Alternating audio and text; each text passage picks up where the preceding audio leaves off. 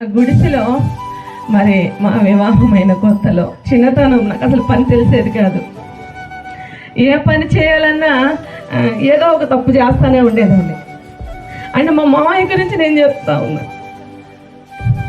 ఆ రోజులు నేను ఇక్కడ నిలబడగలిగానంటే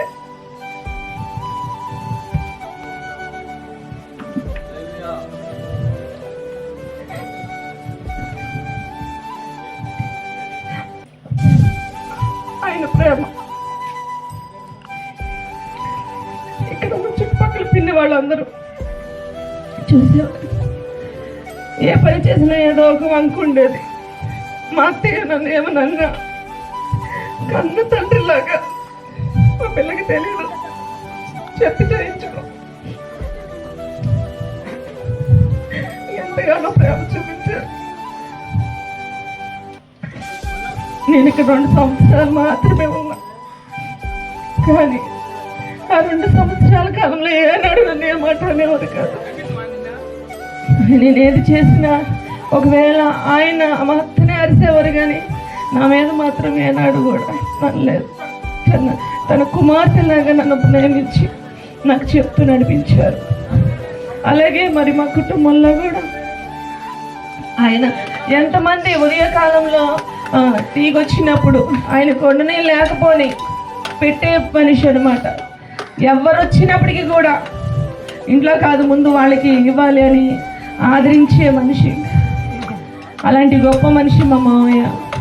చిన్నతనంలో నుంచి నన్ను మాత్రం ఇక్కడ తన కుమార్తెలాగా ప్రేమించి నన్ను నడిపించాడు.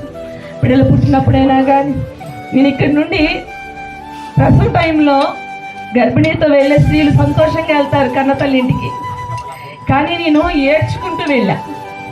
నాకు ఇంకా గుర్తున్నాయి ఆ రోజు. ఇల్లు విడిచిపెట్టి వెళ్ళడానికి ఏడ్చుకుంటూ వెళ్ళానంటే వారు నన్ను ఎంతగా ప్రేమించారు అన్నది అక్కడ తెలిసిపోతూ ఉందన్నమాట. అంత చక్కటి మంచి వ్యక్తి మా మామయ్య గారు. అయితే చివరి కాల సమయంలో మేము ఇప్పుడు భౌతికంగా దూరం అయ్యామని బాధ అయితే ఉంది, కానీ ఒకనొక కాలంలో మేము ఆయనతో కలుస్తాం. దేవునికి స్తోత్రం. ఆయన చనిపోయాడని మీరు అంటున్నారు, నిద్రిస్తున్నాడని మేమంటున్నాం. చనిపోయిన వారు లేవరు, నిద్రిస్తున్న వారు లెగుస్తారు. జనాలకి అది వెరిగా ఉండొచ్చు, అదే సత్యం. దేవునికి స్తోత్రం. ఆయన లేపబడతాడు, ఆయనతో మేము ఉంటాం. అందరి పట్ల కూడా ఆయన ఎంతో ప్రేమ కలిగి ఉన్నాడు. కుమారులు కుమార్తె. ఇక ఈ చివరి దశలో నేను మాట్లాడాలంటే ఇంక ఈ పూట సరిపోదు అనమాట. నేను మొదటి దశనే గుర్తించుకొని చెప్తూ ఉన్నాను.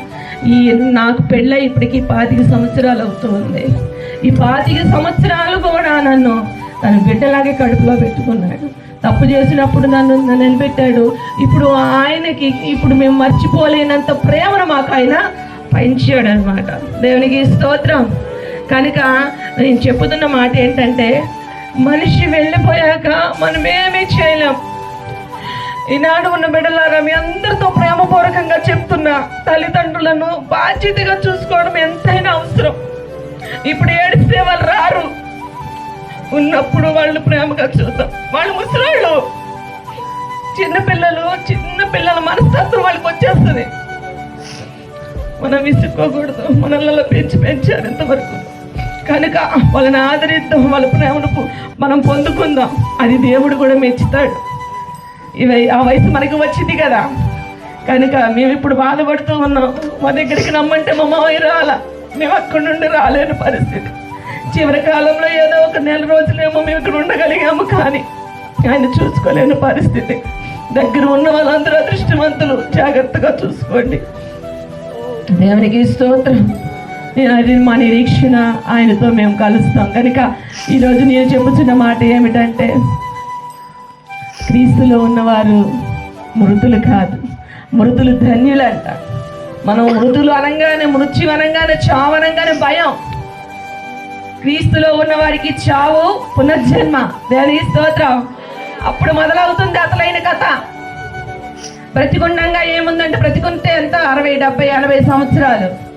చనిపోయాక మరొక జీవం ఉంది. కనుక ప్రతి ఒక్కరు కూడా మరి క్రీస్తుని తెలుసుకోండి, పరిచయం చేసుకోండి, కూటం ఆలోచించండి.